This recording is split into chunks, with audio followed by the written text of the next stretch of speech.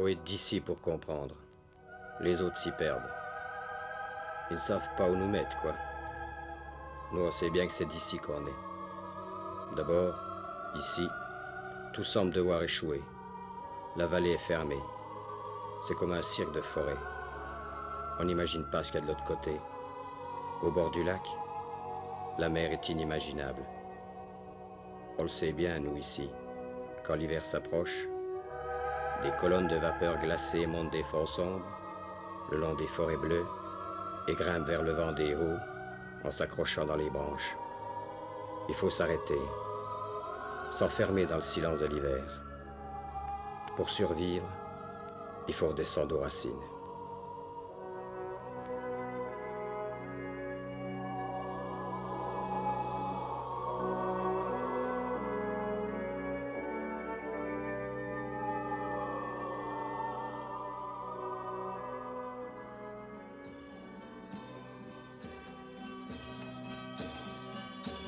Tiens, Noël, il est entrepreneur de travaux publics. Eh ben, il le sent. Il faut quitter le bruit des beaux jours. Quitter tout.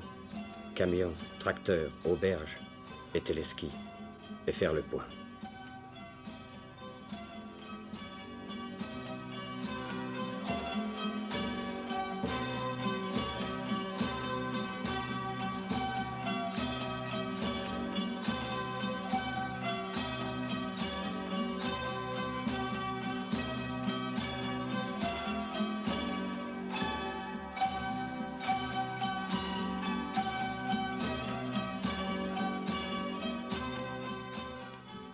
Paul, c'est pareil. La boutique tout le temps ouverte, le blablabla de tous les jours, les touristes de l'été passé, la TVA, bon, il faut que ça s'arrête. Les robots civilisés, oublions-les un moment.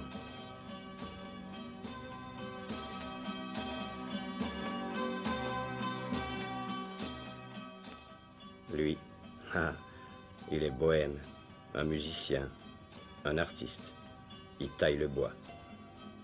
Mais l'hiver glace son inspiration. Il faut qu'il retrouve chaleur humaine, vérité profonde. Comme les autres, il y va.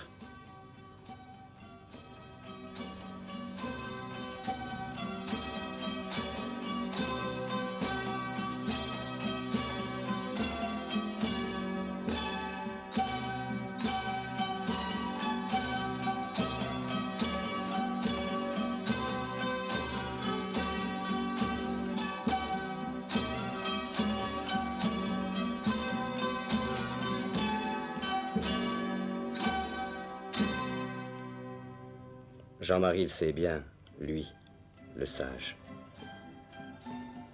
Il n'y a qu'une chose qui parle quand l'hiver s'approche. La cheminée. Il suffit d'attendre que les voix montent. Pour cela, il faut que les amis arrivent et se rassemblent.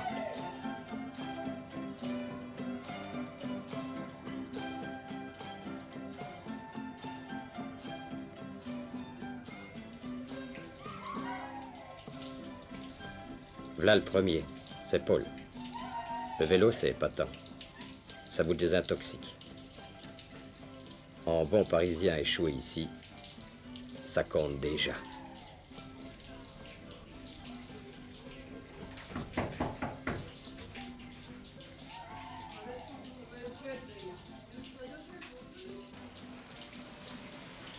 C'est l'artiste. D'habitude, il fait tout lentement. Aujourd'hui, il accourt à une sorte de rédemption de sa mécanique intérieure.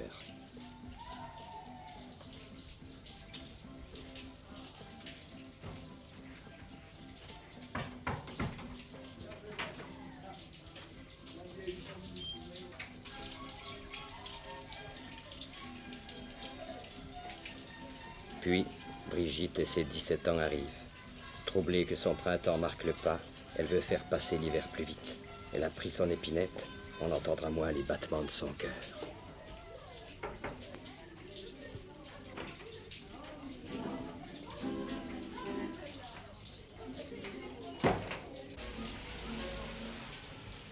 D'autres sont venus. C'est Noël le dernier. Entrepreneur très entreprenant, son souci, c'est le pays. Pour sûr que par la cheminée, la fumée aura le goût du pays. Découvrir ou retrouver le pays, c'est pour ça qu'ils viennent. Non, non, Joseph, qu'est-ce que tu disais là? L'histoire de tes chevaux là, à la schnourte là. En descendant la rue de la Schnourte. che livre la Moron, che era ove T'en parles un peu plus fort que tout le monde entend. Il y en a qui se quindi fai due colici. Ah, ouais, que je sais que j'en prochette tout maintenant. Ouais, Ah, ouais. Ah, c'est le bois. Tiens, ça c'est les 3000 mètres cubes, tu sais. Oui. Ah, tu parles. 3000 mètres cubes. Ben, je me rappelle des bûcherons, moi, qui ont fait une coupe hein, là-bas, du côté de Souls, donc sur la Bresse. Oui. 5 bûcherons, les 5 frères, ils avaient fait une coupe et ils avaient fini de la chliter, un peu avant le nouvel an, par là. Ah non, vous Alors, avez sitôt fini de chliter, ils leur dit, ben mon vieux, quel nos qu'on ferait, ça veut dire quel nos qu'on fera, hein, quand on aura fini. Alors, ils ont dit, on va se payer du café. Ah mon Dieu, à ce moment-là, du café, hein, on Oui, en c'était une buvait. denrée rare, oui. Oh, ben on en buvait. On passe du café, on en buvait. À la fête. À la Sainte-Trémère. Ouais. Alors, Les gens me bloquent. eh ben, Eugène te va faire le café. Ils leur ont dit, c'était lui qui faisait la soupe, Eugène. C'est bien qu'on avait mis à vos tâches. Et puis, on va se payer une bonne goutte. Oh, ils en buvaient déjà de la goutte quand même, mais pas trop. Hein. En chlitant, on boivait une petite goutte. Mais pour arroser ça, il fallait une bonne goutte. Ils ont dit, mais dis donc Eugène, si tu veux faire du bon café, pourquoi que tu vides de l'eau sur les mares hein? C'est pas la peine. T'as qu'à te faire chauffer le litre de goutte et puis tu verseras dessus à la place de l'eau. On peut bien se payer du bon café. Eh ben, ils ont bu le café. Puis ils me racontaient, hein, tout de suite qu'on a eu fini de boire le café, là, on a commencé à... On a tout broyé dans notre cuisine, dans notre cabane. Hein. Et puis on est devenu en Orinoque de Chapelle, qui disait. Les noirs sont des chapeaux. Comme des chapeaux.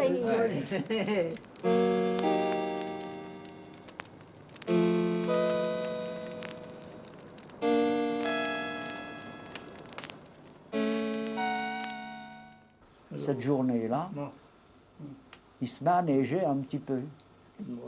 5 cm de neige. Mais je dis, moi, c'est le moment que tu descends, et puis gare, ça va pas aller. Alors, c'était pas rien que les bouts de glace, c'était partout que ça patinait. Alors, je tenais le cheval de limon, le voilà qui retient, puis le voilà qui glisse sur ses fesses comme ça. Alors, paf, il tombe tout à fait en tombant. J'ai eu une jambe prise dessous. Ça glissait tellement, ça partait tout bien sur la route. C'était au début que c'était goudronné. Alors le cheval qui était devant, je trouve qu'ils sont habitués, quand ça va trop vite, ils se garent sur le côté. Ils se garent sur le côté droit, ils se retournent. Ils cramponnaient, il tombait, il se relevait. Finalement, ça fait relever celui de la limonière. Moi, j'ai eu la jambe lâchée, je n'étais plus coincé. Me roule sur le côté, rac. Voilà la route derrière qui me rabote une fesse. Mais enfin, j'étais content, ça s'est arrêté contre la roche. Me relève, c'est seulement que j'ai eu peur. Je dis, bon, si le cheval s'était redoublé à gauche au lieu qu'à droite, il n'y avait pas de banquette du tout à cet endroit-là, c'est au Riquet-Non. Il y a une petite banquette de rien du tout. Le cheval serait redoublé à gauche, tout le fourbi partait à gauche, puis c'était la culbute dans le ravin. C'était lequel de cheval, celui-là? Le coco. C'est le coco. Il faut un cheval intelligent pour faire ça. Ah oui, Il a eu la réaction juste. la réaction juste, il s'est redoublé à droite. Ouais.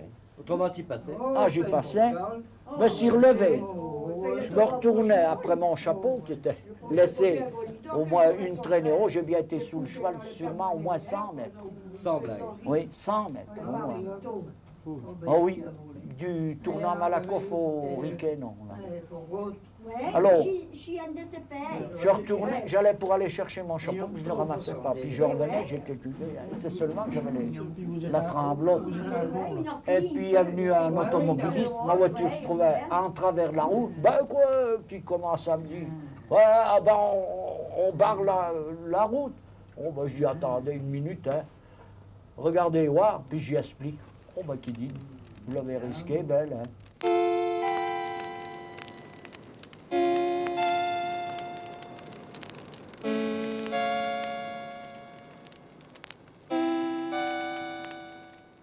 Quand on raconte l'histoire du type qui a tué le cochon, que c'est un tellement gros cochon qui s'était perdu dans les tripes, enfin bref, toutes les histoires, quelles qu'elles soient, on a l'impression qu'on ne sort jamais d'un cercle qui ressemble au cercle d'une veillée si on veut, mais enfin je voulais dire surtout d'une vallée, hein, et le Vosgien, il n'a jamais pu trouver l'imagination nécessaire, comme les Arabes, par exemple, dans les contes des Mille et Une Nuits, pour imaginer un monde merveilleux.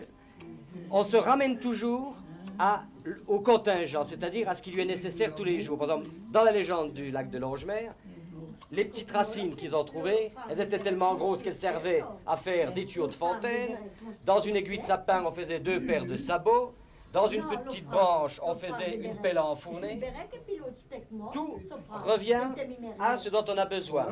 Vous dites, vous les bûcherons, à propos des mésanges, au printemps, comment qu'elles disent là? Elles disent, Tirloli, au printemps, au printemps. E quand ci Et en automne, le chalet des orties. Et le Wantos, C'est-à-dire le chant des oiseaux, finalement, n'évoque pas les oiseaux, ça évoque les choses dont on a besoin tous les jours.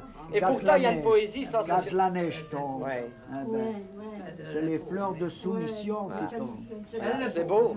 Et quand la fumée monte des forêts, Ah, ben ça, les poteaux de tendling, qu'on dit, Oui. ah, ben, c'est signe de mauvais c'est les, comment dire, les porteurs de tendlin, c'est-à-dire la haute qui a une forme allongée, comme les colonnes de fumée. Ou bien ils disent, le renard chauffe la soupe. Oui, C'est-à-dire, c'est la fumée qui monte, mais c'est dans la forêt. Il va pleuvoir, les brouillards remontent, mais c'est pas les brouillards remontent, c'est plus beau que ça, c'est le renard chauffe la soupe. Il y a quand même une poésie, mais c'est une poésie très rustique, très dure, très virile. quand tu es en forêt, hein, il fait beau, puis d'un coup t'entends tchic, tchic, tchic, tchic, tchic, tchic, tchic. C'est l'oiseau de la pluie. Ben, c'est pas grave, mais quand il fait tchic, ah, ben tu peux dire demain, hein, ça y est, il pleut. Oui, c'est l'oiseau de la pluie. C'est tout des remarques que quand... Et tu me racontais aussi comment dirais-je, l'histoire des cerfs, des biches et des chevreuils qui viennent. Ah, ben, quand on est en forêt, quand c'est calme, qu'on ne crie pas après les chevaux, rien du tout. Ben, les chevreuils, même des cerfs, ils approchent les chevaux. Parce que le cheval qui a travaillé a une odeur forte. Alors ça domine l'odeur de l'homme. Ce qu'ils ont peur, les cerfs, les chevreuils, c'est de l'homme. Oui, non, Mais mais. les chevaux, moi j'ai T'as des vu... faits de lait, oui, les remis là. De les remis. ça venait de Gerbet, ouais.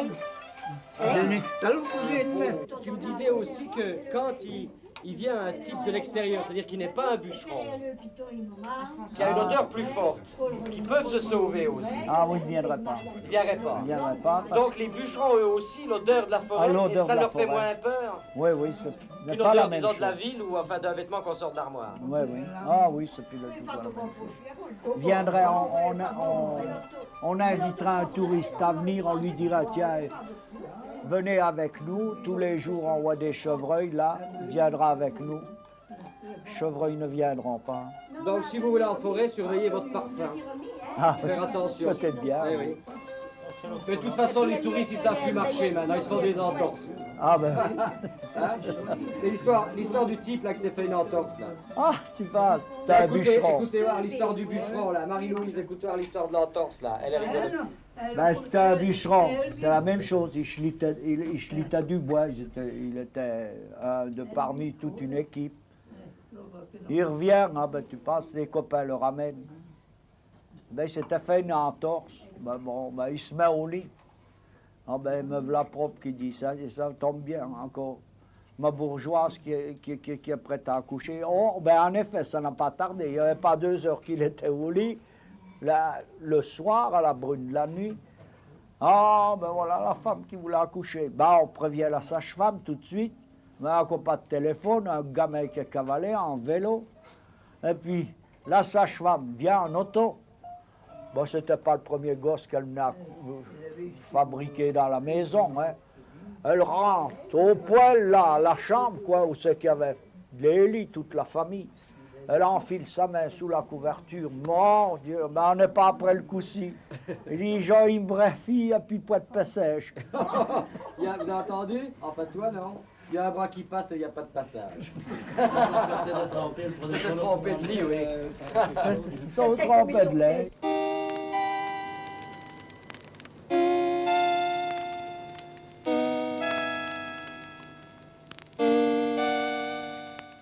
Toc, toc, on entendait les bûcherons qui tapaient sur un rat qui disait un nœud de sapin. Avec la tête de la hache, il tapait dessus. Et ça résonne, ça, dans la forêt. Alors on disait, ça y est, les bûcherons veulent casser la croûte. Allez, hop, on donne la musette et on va avec les bûcherons. Alors on grimpait un peu plus haut, bien souvent. Alors là, il y avait un feu. Un feu! Vous n'envoyez plus des feux comme ça maintenant. Un feu qui avait un diamètre de 2 mètres, tout de la braise, et puis des lognes de bois, des bûches de bois pour s'asseoir, comme ici, ma foi. Alors, chacun déballait son sac. Ben, en hiver, il n'y avait pas d'autre histoire. Hein. C'était la saison des harengs salés, qu'on avait mis dessalés et un peu fumés dans la cheminée. On les mettait dessus la braise, et alors, pour les manger, on se tapait 2-3 harengs, hein, pour le petit casse-croûte du matin.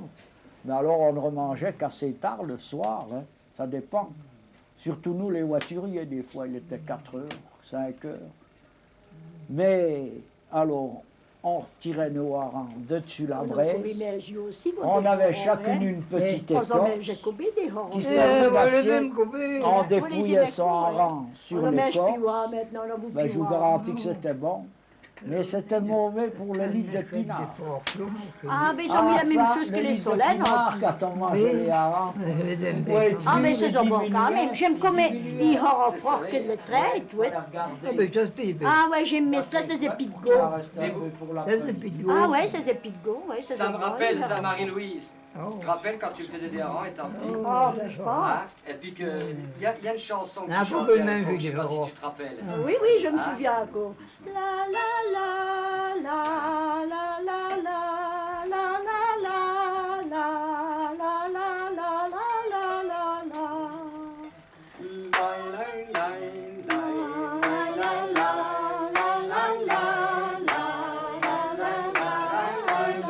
Je me rappelle Girondé, oui, ça c'était bien. Ouais, c'était Ouais, ça. oui, ça c'était l'autre.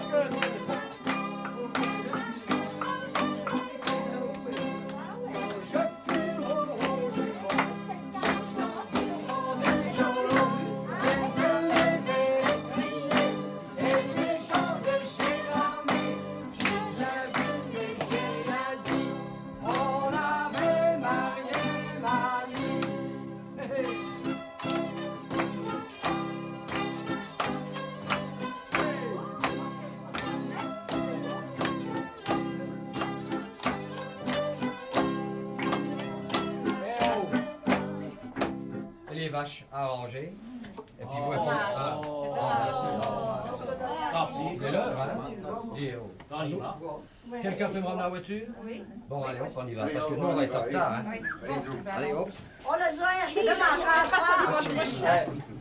Oh bah, on viendra pour un autre Coiron et un autre fou. Dimanche prochain.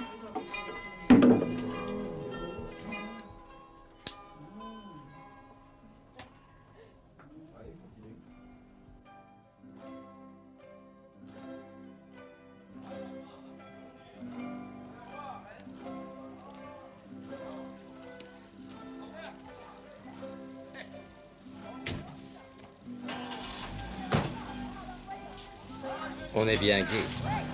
C'est pas d'avoir trop bu. On est saoulé de ferveur. La neige peut tomber. On a de quoi passer l'hiver. Et si besoin est, on se retrouvera.